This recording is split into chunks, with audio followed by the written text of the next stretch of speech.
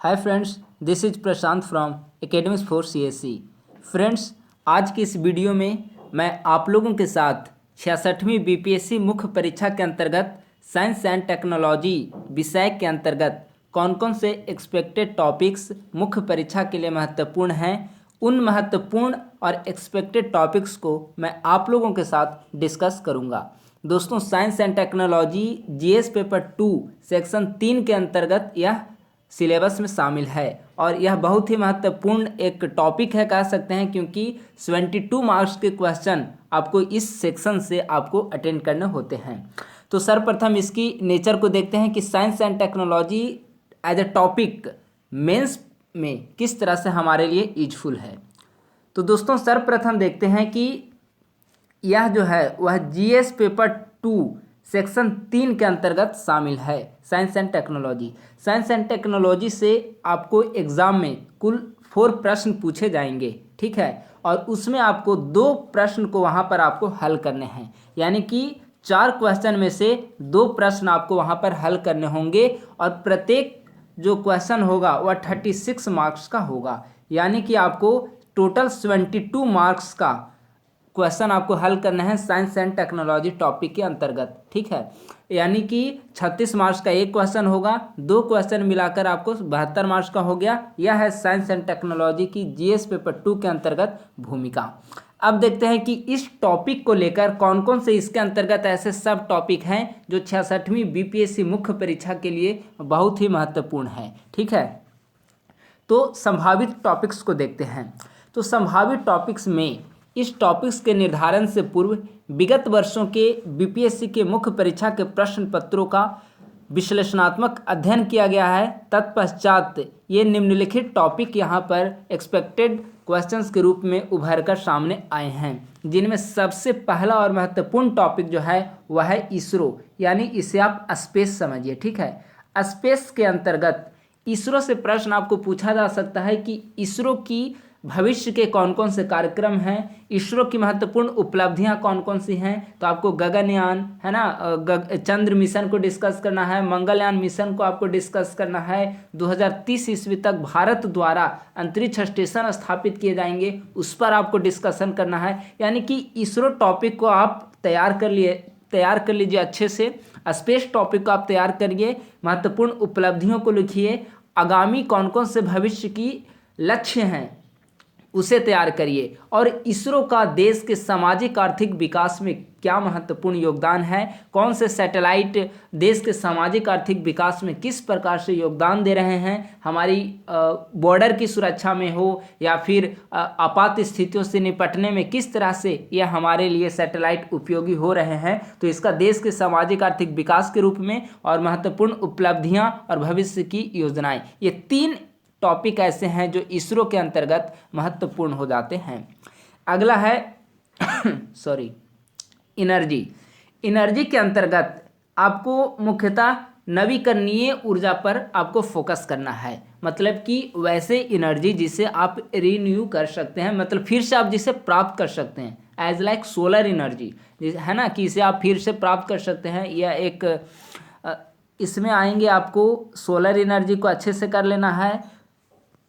Nuclear पर काफ़ी focus करना है आपको, ठीक है, क्योंकि न्यूक्लियर एनर्जी और इसरो 2 ऐसे टॉपिक हैं जो बीपीएससी के लिए काफ़ी ज़्यादा फेवरेट हैं, और बीपीएससी हमेशा न्यूक्लियर एनर्जी और स्पेस में मुख्यतः इसरो से संबंधित प्रश्न अक्सर बीपीएससी के द्वारा पूछा जाता है। तो इन 2 सेक्शन को तो आप बहुत ही महत्वपूर्ण समझिए, VVI है ये 2, पहला न्यूक्लियर एनर्जी और दूसरा इसरो। ये काफ़ी ज़्यादा महत्वपूर्ण है, इससे प्रश्न आपको पूछेंगे वहाँ पर, ठीक है।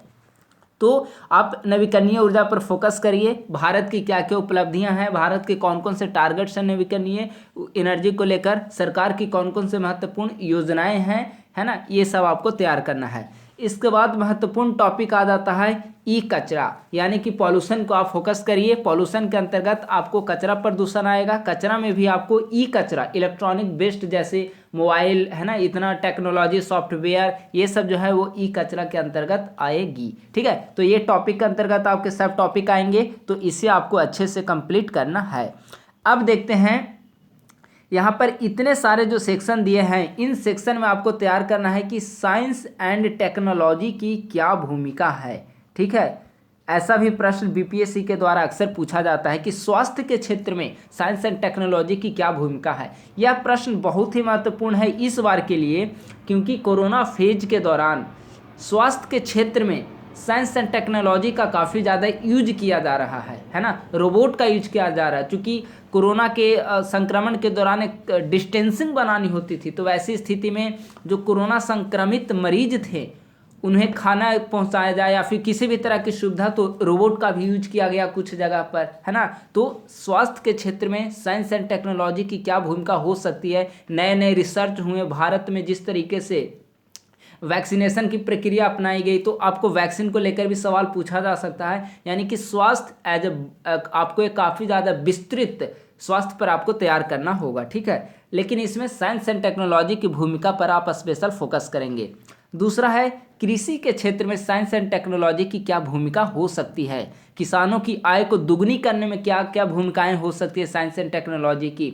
बाढ़ को कम करने में, सूखा को रोकने में, तो ये सब जो टॉपिक हैं, तो आपको कृषि के क्षेत्र में साइंस एंड टेक्नोलॉजी टॉपिक को भी आपको अच्छे से कंप्लीट करना है। इसके बाद आपदा प्रबंधन में विज्ञान और प्रौद्योगिकी की क्या भूमिका हो सकती है, और आपदा प्रबंधन को कम करने में, है ना। आपदा, अगर कहीं पे आपदा आती है, जैसे हाल ही में व्हाट्सएप और फेसबुक के साथ भारत सरकार ने फेसबुक के साथ साझेदारी की है कि आपदा के दौरान सूचनाओं का तेज़ी से प्रसार हो सके। और फेसबुक चूँकि एक ऐसा सोशल मीडिया प्लेटफॉर्म है जिस पर भारत के लगभग युवा वर्ग हो गए या फिर किसी भी वर्ग के लोग हों, ज़्यादा एक्टिव होते हैं, और अगर फेसबुक के माध्यम से लोगों तक क्या सूचनाएं पहुंचाई जाती हैं कि ये खतरा आने वाले हैं, इस प्रकार के आपदा का हमें सामना करना पड़ सकता है, तो वो पहले से अलर्ट हो जाएंगे। तो इस तरह के जो टेक्नोलॉजी हैं, इस प्रकार के सोशल मीडिया प्लेटफॉर्म हैं, तो उनकी आपदा प्रबंधन में क्या भूमिका हो सकती है, तो इसे आपको अच्छे से कंप्लीट करना है। इसके बाद है भूगर्भीय जल स्तर के संरक्षण में साइंस एंड टेक्नोलॉजी की भूमिका, क्योंकि एक जल संकट जो है वह एक वर्तमान समय की बहुत बड़ी समस्या है। ये आने वाले समय में जल संकट एक बड़ी संकट के रूप में हमें देखने को मिलेंगी। अगर इस पर हाल ही में अगर इस पर हमने काम नहीं किया, तो आने वाले समय में एक बहुत बड़े संकट के रूप में हमें जल संकट देखने को मिलेगा। तो भूगर्भीय जल स्तर के संरक्षण में, भूगर्भीय जल स्तर को बनाए रखने में विज्ञान और तकनीकी की, विज्ञान और प्रौद्योगिकी की भूमिका महत्वपूर्ण है।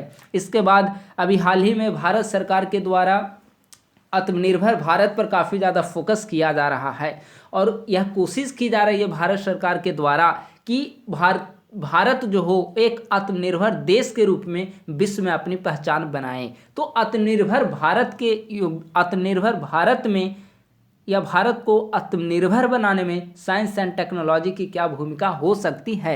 जैसे रक्षा क्षेत्र में, है ना, एजेंसियां जो हैं वो तेजस का निर्माण, इसका एक अच्छा एग्जाम्पल हो सकता है साइंस एंड टेक्नोलॉजी का।